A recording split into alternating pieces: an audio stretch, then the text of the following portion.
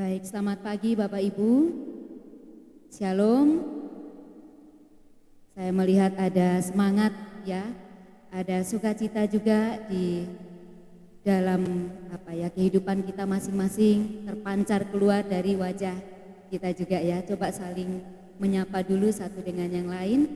Toleh ke kanan, ke kiri dulu, berikan senyum yang terbaik bagi saudara-saudara kita. Supaya nanti ketika mendengar firman Tuhan itu lebih nyerap gitu ya, lebih cepat memahami dan kita bersama-sama akan diberkati dengan firman-Nya pada pagi hari ini.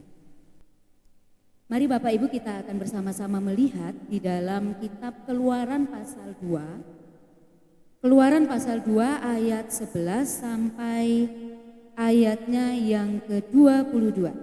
Cukup panjang pembacaan firman Tuhan ini, tapi saya rindu supaya kita bersama-sama bisa memperhatikan dan menyimaknya dengan baik. Apakah tidak ada di layar? Silakan Bapak Ibu bisa membuka Alkitab yang ada di HP kita masing-masing. Kita akan membaca secara bergantian ya Bapak Ibu ya.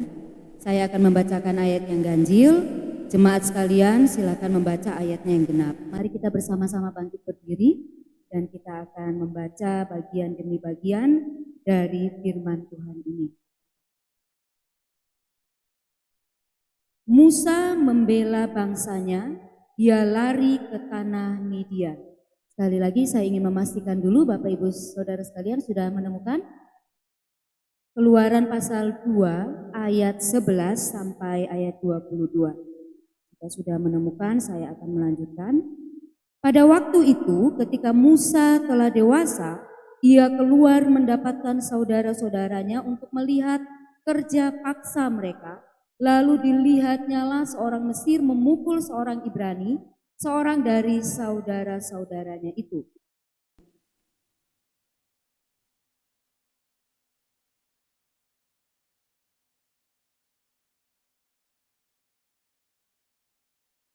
Ketika keesokan harinya ia keluar lagi, didapatinya dua orang Ibrani tengah berkelahi.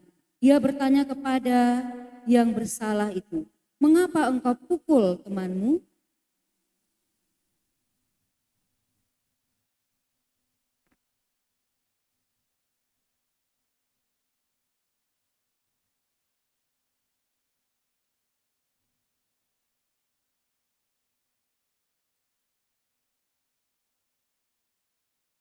Ketika Firaun mendengar tentang perkara itu, dicarinya ikhtiar untuk membunuh Musa.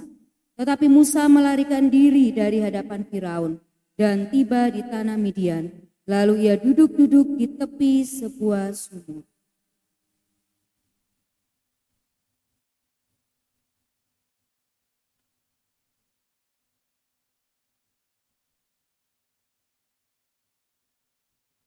Maka datanglah gembala-gembala yang mengusir mereka. Lalu Musa bangkit menolong mereka dan memberi minum kambing domba mereka.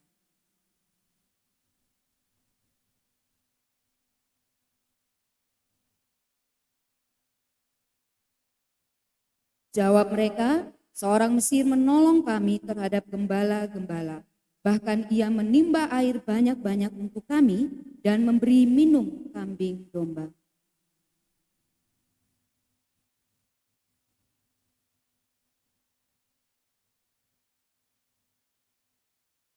Musa bersedia tinggal di rumah itu, lalu diberikan Rehuela Sipora anaknya kepada Musa.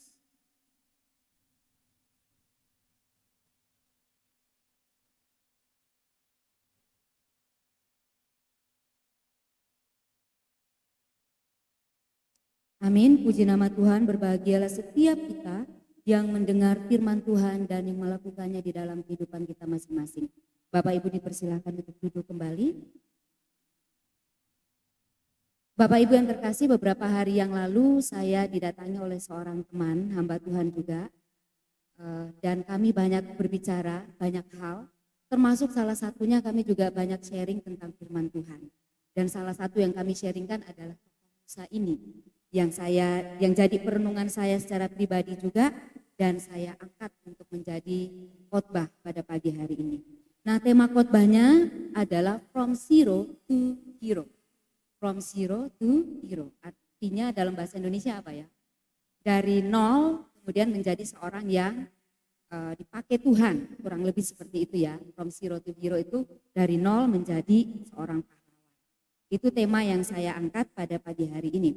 Nah Bapak Ibu dan jemaat yang terkasih, kalau kita berbicara tentang tokoh Alkitab yang satu ini, tentunya sudah dari zaman kita kecil ya Bapak Ibu ya. Dari zaman kita sekolah minggu, waktu masih kecil, remaja, pemuda, dewasa, sampai lanjut usia, mungkin sudah terlalu banyak bagi kita untuk kita mendengar cerita tokoh Alkitab yang bernama Musa ini. Atau mungkin kita sudah sering kali mendengar khotbah tentang Musa ini. Nah, tapi pada pagi hari ini tidak apa-apa ya Bapak Ibu ya. Meskipun Bapak Ibu dan saya sudah terlalu sering ya mendengar tentang siapa Musa ini, tapi tidak apa-apa. Ini untuk kembali menyegarkan kita, merefresh kita, mencerahkan kita kembali. Nah oleh sebab itu kita akan belajar bersama-sama dari tokoh Alkitab di dalam perjanjian lama yang sangat dikenal dengan hatinya yang lemah lembut. Bapak Ibu ya, saya akan memberikan sedikit latar belakang tentang siapa Musa. Kalau kita ketahui Bapak Ibu ya, dan saya akan melihat mulai dari konteks Alkitab di dalam Keluaran pasal 1. Bapak Ibu, ketika kita membaca mulai dari pasal 1 kitab Keluaran, itu sudah berbicara tentang Musa dan juga berbicara tentang orang-orang Israel ini. Sampai akhirnya Musa lahir dan diselamatkan dan diangkat menjadi putri, anak dari putri Raja Firaun. Jadi kita lihat dari awal kelahiran Musa ini, itu nyawanya sendiri itu sudah terancam. Benar ya Bapak Ibu ya, kalau kita mempelajari, membaca Alkitab dengan baik, waktu Musa lahir, itu Raja Firaun itu memberikan perintah kepada para bidan yang menolong perempuan-perempuan Ibrani untuk menolong orang-orang Ibrani untuk bersalin, memberikan perintah salah satunya pada Sifra dan Pua, bidan pada waktu itu, untuk membunuh setiap bayi laki-laki yang dilahirkan oleh perempuan-perempuan Ibrani. Kalau yang anak perempuan diizinkan untuk hidup. Kurang lebih kenapa Bapak Ibu sampai seperti itu? Kenapa kok sampai dikeluarkan perintah oleh Firaun supaya bayi laki-laki yang dilahirkan oleh orang-orang Israel atau orang-orang Ibrani ini dibunuh? Karena pada waktu itu bangsa Israel ini dijajah, ditindas di Mesir. Dan Firaun melihat bahwa mereka semakin hari itu menjadi semakin bertambah banyak. Oleh sebab itu timbul kekhawatiran bahwa suatu saat nanti orang-orang Israel ini yang justru akan bertambah banyak jumlahnya dan berbalik untuk melawan orang Mesir. Kurang lebih seperti itu. Sehingga dikeluarkan perintah pada masa Musa ini dilahirkan bahwa setiap bayi laki-laki yang lahir itu harus dibinasakan, harus dibunuh. Nah ini sebetulnya prototipe atau gambaran ketika di dalam perjanjian baru nanti itu ketika Yesus dilahirkan. Ya seperti itu gambaran yang nantinya di dalam perjanjian baru itu akan terulang kembali. Ketika Yesus lahir, Raja Herodes memberikan perintah untuk membunuh setiap bayi laki-laki dan kita tahu kisahnya itu. Tetapi dijelaskan di dalam pasal 2 ayat 2 bahwa ketika Musa ini dilahirkan, ya, puji Tuhan, kedua bidan ini, Sifra dan Pua ini adalah orang-orang yang takut akan Tuhan. Ya, orang-orang yang takut akan Tuhan sehingga ketika ditanya oleh Firaun, Sifra dan Pua ini menjawab, perempuan-perempuan Ibrani ini terlalu kuat. Sehingga ketika mereka belum datang, mereka sudah melahirkan.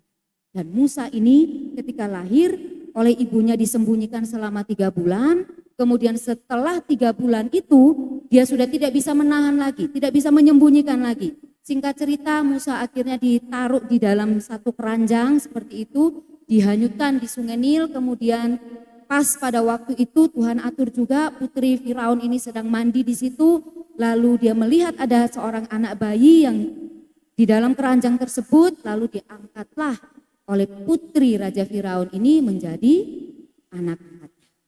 Dan cerita selanjutnya kita tahu juga bahwa Musa akhirnya dididik di dalam kerajaan, di dalam istana Firaun.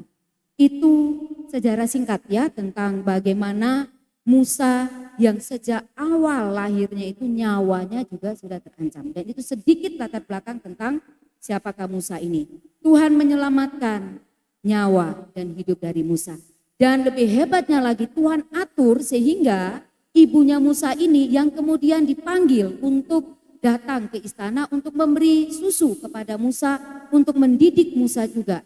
Mengingatkan Musa bahwa sekalipun dia ini adalah seorang anak angkat dari putri Raja Firaun, tapi dia adalah tetap seorang Ibrani atau seorang Israel. Yang nantinya di dalam pasal 2 yang sudah kita baca itu tadi, Musa kemudian timbul gejolaknya di dalam hatinya. Melihat saudara-saudaranya sendiri berkelahi dan saling membunuh. Bapak Ibu ya. Lalu yang kedua, perlu kita perhatikan di sini latar belakang tentang Musa yang kedua di dalam Keluaran pasal 2 ayat 2. Mari kita membacanya. Keluaran pasal 2 ayatnya yang kedua. Keluaran pasal 2 ayat 2.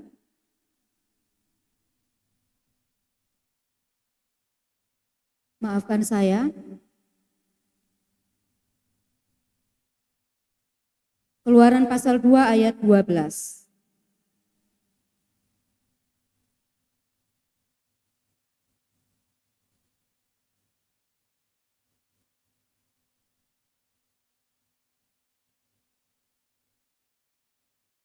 Keluaran pasal 2 ayat yang ke-12 berkata demikian, ia menoleh ke sana sini dan ketika dilihatnya tidak ada orang, dibunuhnya orang Mesir itu dan disembunyikannya mayatnya dalam pasir. Bapak Ibu jemaat yang terkasih, kita melihat di sini bahwa latar belakang dari Musa yang kedua, ingat bahwa dia adalah seorang, kalau kita lihat di dalam pasal 2 ayat 12 ini, Musa adalah seorang apa? Dia adalah seorang pembunuh, Bapak Ibu. Hidupnya, masa lampaunya Musa ini tidak baik-baik saja. Sekalipun dia adalah putri, dia adalah seorang pangeran Mesir, tetapi latar belakangnya juga di sini kita melihat bahwa dia adalah seorang pembunuh. Benar ya? Dia melihat ada orang Israel dan orang Mesir yang bertengkar. Lalu dia membunuh orang Mesir itu demi membela rekannya, saudaranya yang orang Israel ini, orang Ibrani ini. Dan kemudian besoknya dia keluar lagi, dia berjalan-jalan lagi, dia melihat lagi ada dua orang Israel yang berkelahi, bertengkar di situ. Dan akhirnya ketahuanlah oleh orang Israel ini bahwa Musa ini membunuh orang Mesir yang awalnya dia bunuh. Jadi kita melihat di sini bahwa latar belakang yang kedua dari Musa yang adalah seorang pembunuh ini, tetapi nanti kita akan lihat endingnya. Bagaimana dari seorang pembunuh ini akhirnya dipakai oleh Tuhan secara luar biasa. Lalu yang ketiga, Musa merasa dirinya tidak layak untuk dipakai oleh Tuhan. Mari kita memperhatikan di dalam pasal 3 ayat 11. Mari kita bersama-sama memperhatikan Alkitab kita supaya kita bisa mengerti, memahami secara jelas, secara berurutan tokoh tentang Musa ini. Mari kita memperhatikan bersama-sama. Musa merasa dirinya tidak layak untuk dipakai oleh Tuhan. Tetapi Musa berkata kepada Allah, siapakah aku ini? Maka aku yang akan menghadap Firaun dan membawa orang Israel keluar dari Mesir. Musa menyadari betul setelah dia ceritanya ya, setelah dia membunuh orang Mesir itu dan diketahui oleh Firaun, lalu dia melarikan diri ke Midian, di sana dia tinggal bersama-sama di sana. Lalu Tuhan memanggil Musa. Tuhan mulai memanggil Musa untuk mau dipakai menjadi pemimpin yang akan membawa bangsa Israel. Tetapi sebelum sampai Musa pergi untuk membawa bangsa Israel ini keluar dari tanah Mesir, kita lihat prosesnya dulu. Prosesnya ini yang mau kita pelajari bersama-sama. Musa merasa dirinya tidak layak di hadapan Tuhan. Dan dia berkata seperti yang di dalam ayat ke-13 ini. Pasal 3 ayat 11 ini ya. Tetapi Musa berkata kepada Allah, siapakah aku ini? Dia menyadari betul Bapak Ibu. Musa tahu betul siapa dirinya. Yang adalah seorang yang tadi sudah apa? Membunuh orang Mesir. Sehingga itu yang membuat Musa merasa dirinya untuk tidak layak ketika Tuhan mau pakai dia. Bukan hanya merasa tidak layak ya Bapak Ibu ya, tapi kita kemudian melihat di sini bahwa Musa juga berani berbantah-bantahan dengan Tuhan. Kita perhatikan bersama-sama di dalam pasal 3-nya, pasal 3 ayat 13. Lalu Musa berkata kepada Allah, tetapi apabila aku mendapatkan orang Israel dan berkata kepada mereka, Allah nenek moyangmu telah mengutus aku kepadamu, dan mereka bertanya kepadaku bagaimana tentang namanya, apakah yang harus kujawab kepada mereka? Musa kembali berbantah-bantahan dengan Tuhan. Dan bukan hanya sekali. Dalam catatan saya di sini kita lihat bersama-sama pasal 3 ayat 13, kemudian di pasal 4 ayat 1 juga kita lihat. Lalu sahut Musa, bagaimana jika mereka tidak percaya kepadaku dan tidak mendengarkan perkataanku, dan seterusnya. Dia berbantah-bantahan dengan Tuhan ketika dia sudah dipanggil oleh Tuhan. Ya, kita teringat juga ya cerita atau kisah tentang bagaimana Allah menampakkan dirinya di dalam semak belukar yang tidak terbakar itu, ya, dan memperkenalkan diri kepada Musa, aku adalah aku dan aku akan mengutus aku kepada engkau. Ya, Musa dipanggil oleh Allah. Musa mau dipakai oleh Tuhan, tetapi prosesnya tidak serta-merta Musa menjawabnya. Ya. Kita melihat kembali latar belakangnya Musa yang adalah seorang pembunuh. Dia mau dipakai oleh Tuhan tapi masih ngeyel ya, katanya orang Jawa seperti itu. Merasa dirinya tidak layak, berbantah-bantahan dengan Tuhan. Dan yang kelima, kita melihat di sini juga bahwa Musa juga berdalih. Setelah dia berbantah-bantahan, Tuhan memberikan sanggahan ya terhadap bantahannya Musa itu. Ketika Musa mengajukan alasan tidak bisa ini, tidak bisa itu, Tuhan memberikan petunjuk lain kepada Musa. Tuhan memberikan sanggahan kepada Musa. Ketika Musa tanya kepada Allah, Allah memberikan jawaban kepada Musa. Sehingga akhirnya Musa di dalam pasal 4 ayat 10, dia kembali berdalih Bapak Ibu ya. Mari kita memperhatikan di dalam pasal 4 ayatnya yang ke-10. Setelah dia berbantah-bantahan dengan Tuhan, lalu dia berdalihnya seperti ini. Lalu kata Musa kepada Tuhan, Tuhan, aku ini tidak pandai bicara. Setelah dia banyak alasan tadi di atas, lalu dia banyak berbantah-bantahan dengan Tuhan, Tuhan memberikan sanggahan terhadap bantahannya, Tuhan memberikan petunjuk kepada Musa apa yang harus dia lakukan, lalu Musa ini ngeyel ya dalam bahasa Jawa. Dia kasih alasan lagi kepada Tuhan bahwa aku ini tidak pandai, apa Bapak Ibu? Tidak pandai berbicara. Ya mungkin karena pengaruh dari Musa, 40 tahun dia dididik di Mesir dalam kerajaan Firaun, kemudian 40 tahun babak kedua hidupnya Musa, itu dia menjadi seorang penggembala domba yang hidupnya di padang belantara, padang gurun. Dan mungkin di situ dia tidak menjumpai orang untuk diajak ngomong. Sehingga mungkin akhirnya Musa ini menjadi orang yang terbata-bata kalau bicara.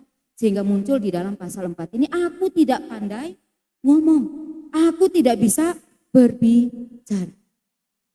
Jadi kalau kita mau melihat kehidupan Musa ini 40 tahun pertama dia di dalam kerajaan Firaun, 40 tahun kedua babak hidup Musa yang kedua dia menjadi seorang penggembala domba, 40 tahun ketiga itu dia dipakai oleh Tuhan untuk memimpin bangsa Israel.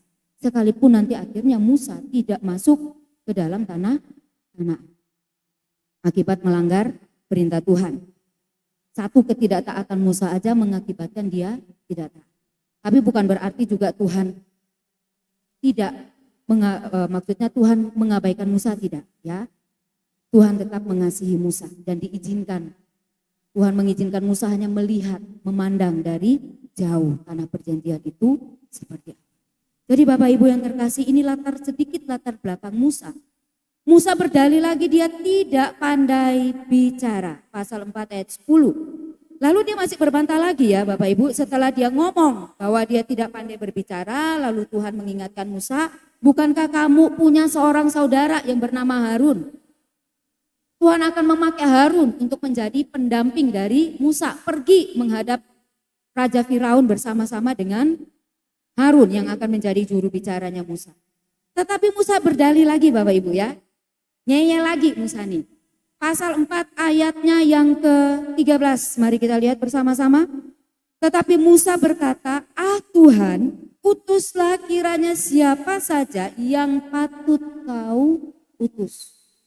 Ini proses panjang nih, saya membayangkan merenungkan itu, ini satu proses cara Tuhan yang panjang untuk meyakinkan Musa bahwa Musa ini akan dipakai oleh Tuhan. Jadi seorang pemimpin bangsa Israel yang pertama yang akan membawa keluar bangsa Israel dari Mesir menuju ke tanah perbudakan. Musa secara terang-terangan menolak panggilan Allah. Tuhan, utuslah kiranya siapa saja yang patut kau utus. Utus orang lain saja Tuhan, asalkan jangan saya. Pakai orang lain saja Tuhan, asalkan bukan saya. Silakan Tuhan mau cari siapa saja, terserah Tuhan. Monggo, itu hak kedaulatan otoritasnya Tuhan. Kurang lebih seperti itu ya Bapak Ibu ya. Musa ngomong kepada Tuhan seperti itu. Tuhan, utuslah siapa aja, asalkan jangan saya.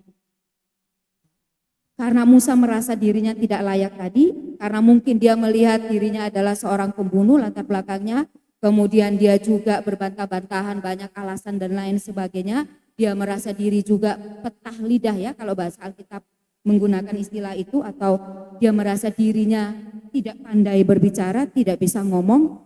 Lalu terakhir dia berkata kepada Tuhan di dalam pasal 4 ayat 13, Tuhan, utuslah siapa saja yang patut engkau utus, asalkan bukan saya. Nah Bapak Ibu dan Saudara yang terkasih, itu sedikit latar belakang dari Musa. Tentunya ada banyak lagi ya, silakan Bapak Ibu bisa menggalinya sendiri, membaca Alkitab di rumah supaya akan semakin memperkaya Bapak Ibu secara pribadi di dalam kebenaran firman Tuhan. Lalu bagaimana? Apa korelasinya? Apa hubungannya dengan kehidupan Bapak Ibu dan saya? Dari kisah tentang Musa ini, maka mari kita kembali melihat ke dalam diri kita masing-masing atau hubungannya dengan kehidupan kita pada masa ini. Firman Tuhan ini pada masa yang lampau ya, tapi dia tetap, kuasanya itu tetap ada sampai saat ini. Yang pertama mari kita lihat bersama bahwa kita benar-benar harus menyadari bahwa kita semua ini adalah orang berdosa di hadapan Tuhan. Kita adalah orang yang sebetulnya tidak layak di hadapan Tuhan. Ini harus kita sadari dulu, supaya kita juga tidak membanggakan diri kita tidak merasa sombong, kemudian kita merasa diri kita layak ya untuk pekerjaan Tuhan dan lain sebagainya. Tapi yang pertama, mari kita lihat dulu, menyadari dulu bahwa kita semua ini adalah orang yang berdosa di hadapan Tuhan. Tidak layak sebetulnya kita ini di hadapan Tuhan. Anugerah Tuhan itulah yang melayakkan Bapak Ibu dan saya. Amin. Anugerah Tuhan, berkat Tuhan, ya keselamatan dari Tuhan itulah yang melayakkan kita untuk kita dipakai dan dipanggil oleh Tuhan. Mari kita menyadari betul akan hal ini supaya kita tidak menyia-nyiakan anugerah yang Tuhan berikan. Supaya kita tidak memandang sebelah mata karunia anugerah yang Tuhan berikan kepada Bapak Ibu dan saya. Supaya kita sungguh-sungguh menghargai anugerah yang Tuhan berikan kepada Bapak Ibu dan saya. Mari kita sampai kepada satu titik dalam kehidupan kita bahwa Tuhan, dulu kita adalah orang berdosa. Dulu kita adalah orang yang tidak layak. Tetapi oleh anugerah Tuhan, maka Tuhan melayakkan kita. Kita layak di hadapan Tuhan itu bukan karena kita bisa. Kita layak di hadapan Tuhan itu bukan karena kita mampu. Kita layak di hadapan Tuhan itu bukan karena kita pandai, orang yang cerdas. Bukan. Kita layak di hadapan Tuhan itu semata-mata karena anugerah dari Tuhan. Dan itu harus kita sadari supaya tidak ada kesombongan yang ada di dalam diri kita. Karena semua yang kita lakukan, semua yang kita punya, semua yang bisa kita kerjakan, semata-mata itu adalah anugerah kasih karunia dari Tuhan. Lalu yang kedua, seburuk apapun masa lalu kita atau sehitam apapun hidup kita, jika Tuhan sudah berkenan mau memakai Bapak, Ibu, dan saya, maka Tuhan pasti akan dengan berbagai macam proses, dengan berbagai macam cara, dengan berbagai macam lika-liku yang mungkin akan Bapak Ibu alami. Proses yang panjang yang mungkin Bapak Ibu akan hadapi. Tapi kalau Tuhan sudah berkenan atas hidup seseorang, jika Tuhan sudah berkenan atas hidup kita, ya, maka pasti Tuhan akan memakai Bapak, Ibu, dan saya. Amin. Amin. Ingat bahwa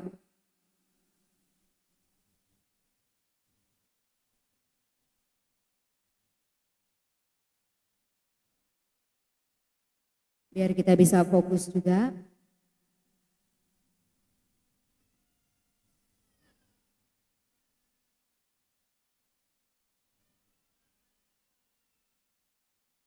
Terima kasih Marcel.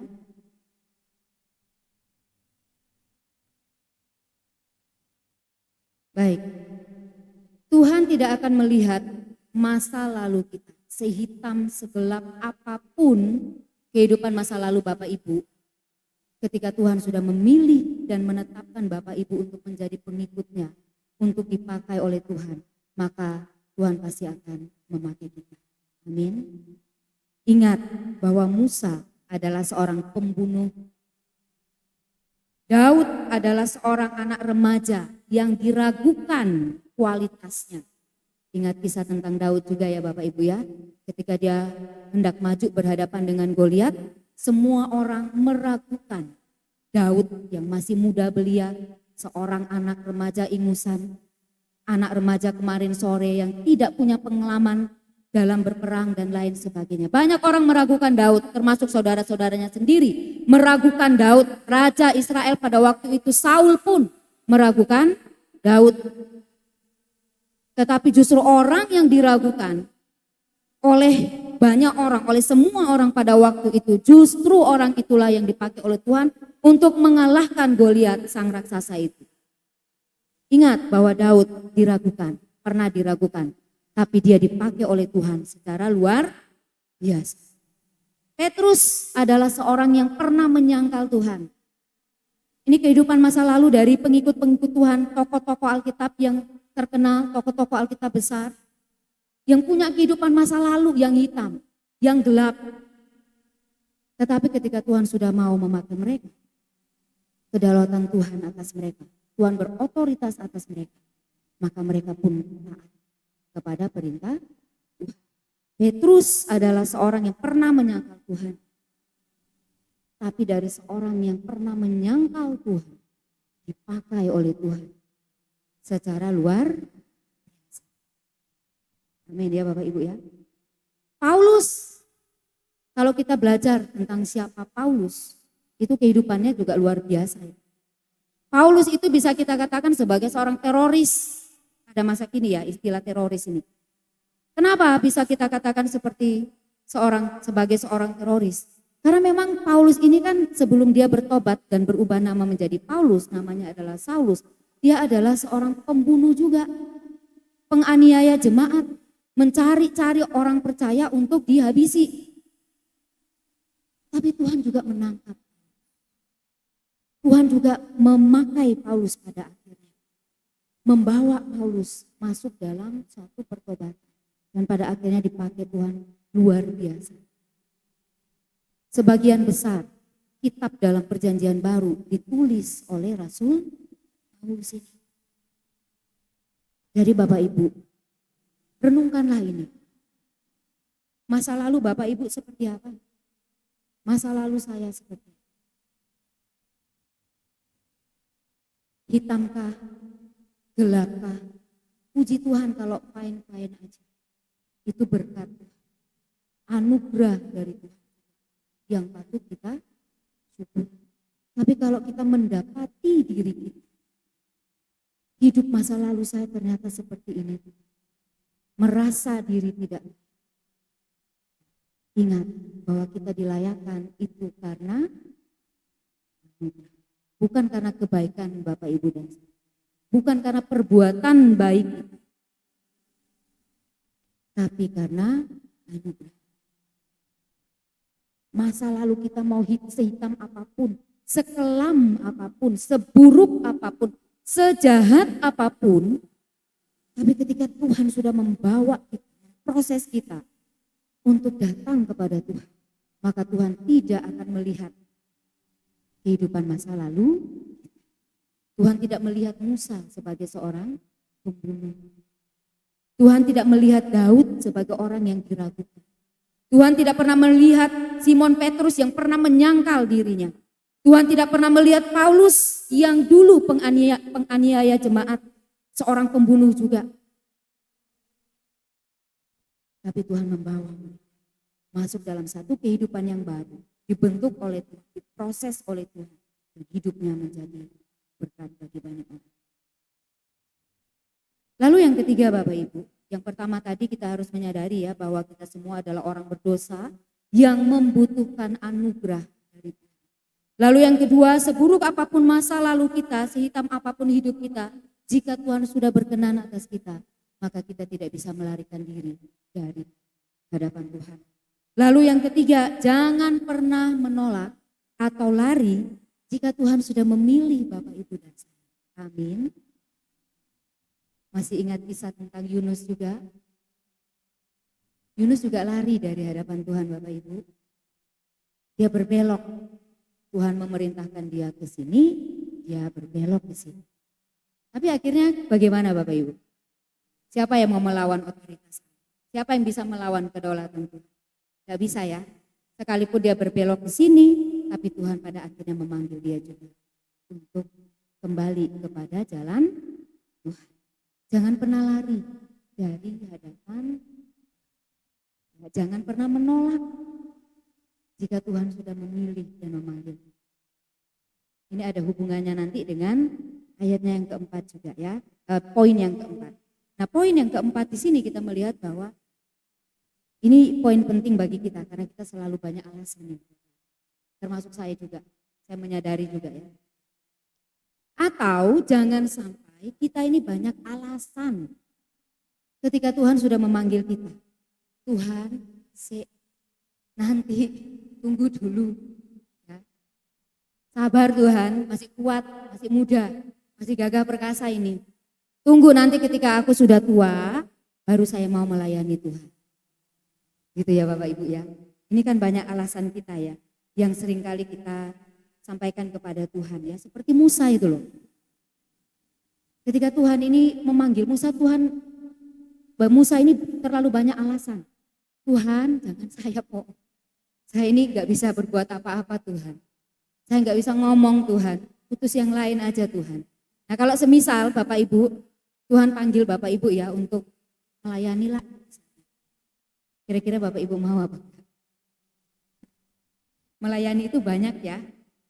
Maksudnya tidak hanya berdiri di depan sini, kemudian jadi WL, jadi singer, jadi yang menyampaikan firman Tuhan dan lain-lain. Pelayanan itu luas, pelayanan itu baik. Banyak cara kita bisa melayani. Tapi kalau misalnya Bapak Ibu merasa punya potensi, tapi Bapak Ibu tidak mau mengembangkan itu, jangan sampai kita seperti Musa yang banyak alasannya. Beberapa waktu yang lalu ketika saya berkhotbah juga saya sudah sempat menyampaikan ya Bapak Ibu ya tentang talenta. Masing-masing kita dikasih karunia, dikasih talenta oleh Tuhan. Meskipun itu hanya berapa?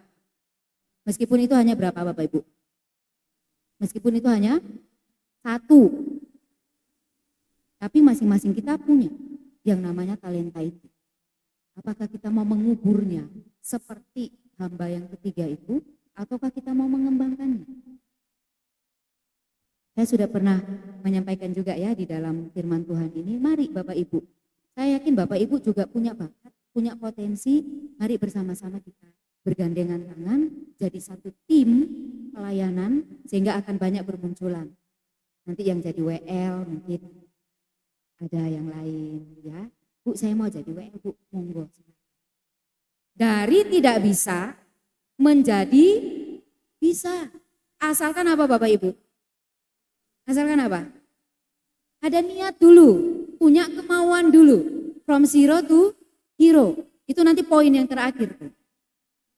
Nanti kita akan melihat bahwa sekalipun nanti Musa itu dia berbantah-bantahan, dia banyak ngeyelnya kepada Tuhan, ya banyak alasan yang dipakai oleh Musa ini. Tapi pada akhirnya Musa ini juga apa? Dia taat. Dia mau pergi ketemu Firaun. Dan akhirnya dia menjadi pemimpin pertama dari bangsa Israel. Sekalipun harus ngeyel terlebih dahulu. Seperti itu ya Bapak Ibu ya. Ya mungkin kita saat ini prosesnya masih ngeyel-ngeyelan dulu. Ya sama Tuhan ya. Masih banyak alasan sama Tuhan. Tuhan sabar dulu. Belum siap Tuhan. Tidak bisa Tuhan. Tidak punya waktu. Tidak punya talenta. Itu adalah alasan-alasan klasik dari kita. Benar? Benar apa enggak? Benar ya? Nanti dulu Tuhan. Saya belum punya waktu. Tidak bisa. Jangan saya Bu, saya merasa diri tidak bisa, ini itu dan lain sebagainya. Nah kalau semisal semua ngomong seperti itu terus siapa dong? Kalau bukan kita, siapa lagi? Kalau bukan sekarang, kapan lagi? Kan seperti itu ya. Kalau bukan kita, siapa lagi? Kalau bukan sekarang, kapan? Seperti itu. Jadi marilah kita singkirkan semua alasan-alasan itu. Tidak punya waktu lah, banyak pekerjaan lah, masih sibuk lah. Ini juga berbicara kepada saya Bapak Ibu ya. Saya juga kena ini bagian ini. Seperti itu. Karena kita terlalu banyak alasan sesungguhnya. Kalau kita mau benar-benar koreksi diri di hadapan Tuhan ya. Banyak alasan loh kita. Padahal hidup ini adalah anugerah. Bukankah kita selalu menyanyi hidup ini? Kelanjutannya apa Bapak Ibu? Adalah kesempatan hidup ini untuk melayani Tuhan. Nanti setelah ini kita nyanyi bersama-sama ya. Supaya kembali mengingatkan kita bahwa hidup ini adalah kesempatan bagi Bapak Ibu dan saya untuk melayani. Untuk mau dipakai oleh. Lalu yang kelima, Musa itu terlalu berfokus pada dirinya sendiri sehingga akhirnya melihat yang dilihat Musa adalah apa? Kalau terlalu banyak fokus kepada dirinya sendiri, akhirnya yang dilihat Musa ini hanyalah kelemahan. Tidak bisa inilah, tidak bisa itulah. Terlalu berfokus pada kelemahan diri sendiri, akhirnya jadi bahasa kerennya sekarang itu insecure. Gitu ya, ini bahasanya Gen Z ini. Bahasanya kaum milenial. Akhirnya jadi insecure. Dikit-dikit insecure, dikit-dikit insecure. Insecure itu apa sih Bapak Ibu? Merasa diri tidak mampu, itu salah satu contoh.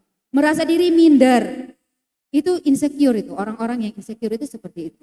Merasa diri tidak bisa apa-apa, padahal belum dicoba, padahal belum usaha dulu. Sudah insecure terlebih dahulu. Musa ini juga salah satu contoh yang terlalu insecure, berfokus pada kelemahan diri sendiri, sehingga ketika Tuhan pakai dia, mau memanggil dia, mau memakai dia, akhirnya yang dilihat hanyalah kelemahan. Jangan lupa Bapak Ibu, masing-masing kita punya kelemahan itu betul.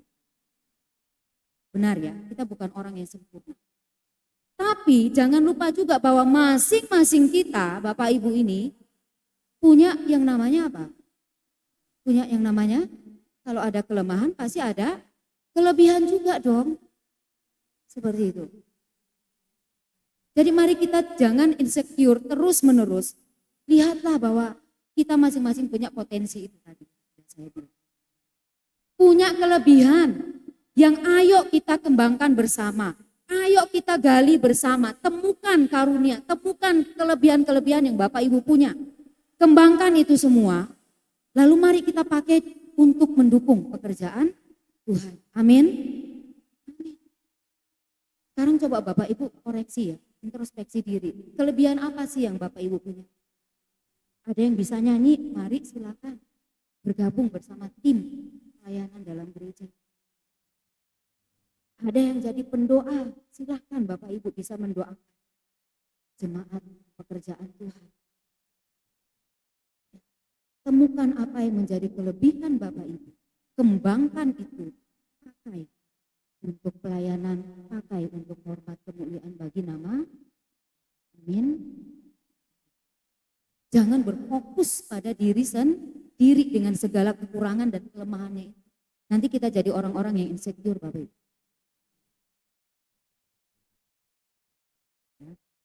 Lalu yang terakhir, ini yang saya sudah sempat singgung tadi, bahwa respon Musa.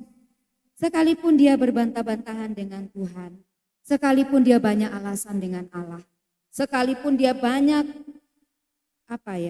ngomong dengan Tuhan juga, melihat latar belakangnya seperti apa, kekurangannya seperti apa. Endingnya Musa ini melakukan apa yang Tuhan perintahkan. Akhirnya Musa pergi juga, ditemani oleh Harun, saudara, menghadap Firaun, membawa bangsa Israel, melakukan mujizat-mujizat yang dan pada akhirnya membawa bangsa Israel keluar. Setelah dia banyak ngeyelnya, banyak prosesnya yang harus Musa jalani, tapi endingnya dia juga. Tokoh-tokoh yang tadi saya sebutkan itu juga endingnya mereka. Daud, dia jatuh juga dalam dosa besar, berzinahan. Dia menyadari dosanya itu, dia kembali. Paulus, proses pertobatannya juga luar biasa. Endingnya Paulus juga. Simon Petrus menyangkal Tuhan. Endingnya Simon Petrus juga. Bapak, Ibu, dan saya, mari kita juga dalam proses yang Tuhan berikan. Endingnya itu jangan sad ending. Tapi harus apa? Happy ending. Yang suka nonton drama-drama, film-film itu, kalau kita nonton film atau drama itu, kita berharap apa sih? Sad ending apa happy ending? Happy ending ya. Akhirnya dari satu cerita itu adalah happy. Tapi ini bukan cerita ya. Ini adalah kejadian yang benar-benar terjadi. Dan akhirnya happy ending. Ketika Musa mau memberi dirinya dipakai oleh Tuhan dengan berbagai macam kekurangan yang ada pada dirinya, dengan berbagai macam hal diproses oleh Tuhan ini dan itu, toh pada akhirnya Musa juga mau untuk menjadi pemimpin bangsa Israel yang pertama. Seandainya Musa tidak mau, saya yakin nama Musa tidak akan tercantum di dalam tapi karena akhirnya Musa berkata, Tuhan meyakinkan Musa bahwa Tuhan akan menyertai Musa, bersama-sama dengan Musa, tidak akan meninggalkan Musa. Dia yakin akan panggilan Tuhan itu dan dia menunjukkan respon. Mengikuti panggilan dalam hidup. Mari dalam kehidupan kita juga Bapak Ibu, dalam kehidupan kita yang banyak lika-likunya ini, banyak ngeyelnya sama Tuhan ini, mari kita juga tetap, ya Tuhan, kalau Tuhan sudah menghendaki seperti itu, siapalah saya di hadapan Tuhan. Kita adalah hamba yang harus berkata iya kepada Tuannya. Kita adalah hamba yang harus berkata siap kepada Tuhan. Tuhan kita adalah Tuhan kita, Allah di dalam Yesus Kristus. Dan kalau Tuhan sudah mau memanggil kita, kita harus berkata iya. Kalau Bapak Ibu dipanggil oleh Tuhan, terlibat dalam pelayanan, ini aplikasi praktisnya bagi kita ya Bapak Ibu ya. Saya terus mendorong jemaat juga supaya meskipun kita ini jumlahnya sedikit, tapi secara SDM, mari kita terus berkembang. Mari terus kita maju bersama-sama. Sehingga yang sedikit tetapi kualitasnya itu tidak diragukan. Sama seperti Daud. Amin Bapak Ibu. Ini sudah 2 kali saya menyemangati kita, saya mendorong Bapak Ibu supaya mari kita melihat. Ya siapa tahu nanti habis ini Bu Sorta bisa jadi pemimpin pujian ya Bu ya. Amin Bu. Mulai dari kelompok kecil dulu, ibadah rumah tangga dulu, nanti jadi WL di sini. Ya, yang muda-muda, ini generasi sat-set wat-wet ya. Gen Z ini dengan berbagai macam karakter yang ada pada mereka ya, kerjanya cepat, tepat ya, pokoknya santai, yang penting pekerjaan beres. Saya pernah baca seperti itu ya istilah Gen Z ini ya, santai tapi yang penting pekerjaan beres. Ya ini Gen Z ini dengan berbagai macam ide, kreativitasnya, ayo pakai itu semua untuk melayani Tuhan, amin. Halo para Gen Z, oh ini milenial semua ini, Gen Z mana ya Gen Z ya? Yang ada di sini Alpha ini, Hani. Generasi Alpha, Hani kecil. Mari Bapak Ibu kita bergandengan tangan untuk bisa mau dipakai oleh Tuhan. Bersemangat di dalam melakukan tugas panggilan kita sebagai seorang. Hidup kita ini diberkati oleh Tuhan luar biasa, betul? Amin. Hidup Bapak Ibu diberkati oleh Tuhan apa enggak? Diberkati? Halo? Diberkati. Sampai sekarang kita ini bertambah gemuk ya. Betul ya? Sehat semua itu berkat Tuhan Bapak Ibu. Nah bagaimana berkat Tuhan yang sudah kita nikmati setiap hari ini, respon kita sama seperti Musa memberikan respon kepada Tuhan, itu bagaimana? Anugerah demi anugerah sudah kita nikmati, kita terima dari Tuhan, mari kita memberi diri kita juga untuk mau dipakai oleh Tuhan. Jangan banyak alasan lagi Bapak Ibu. Amin. Gak ada yang amin. Jangan banyak alasan lagi Bapak Ibu ya. Saya juga. Jangan banyak alasan lagi Bu Marlina. Mari kita aminkan firman Tuhan ini bersama-sama dan kita melakukan di dalam kehidupan kita pribadi lepas from zero to hero. Kita ini nothing di hadapan. Tidak ada apa? Nol putul Bapak Ibu dan saya ini. Sama seperti Musa ya, zero, nol. Tapi ketika dia mau dipakai oleh Tuhan, namanya ditulis. Ibrani pasal 11 mencatat Musa sebagai salah satu pahlawan from zero to hero. Maukah Bapak Ibu dan saya memberi diri kita untuk dipakai oleh Tuhan? Silakan memberikan respon masing-masing dari firman Tuhan. Tuhan memberkati Bapak Ibu dan saya.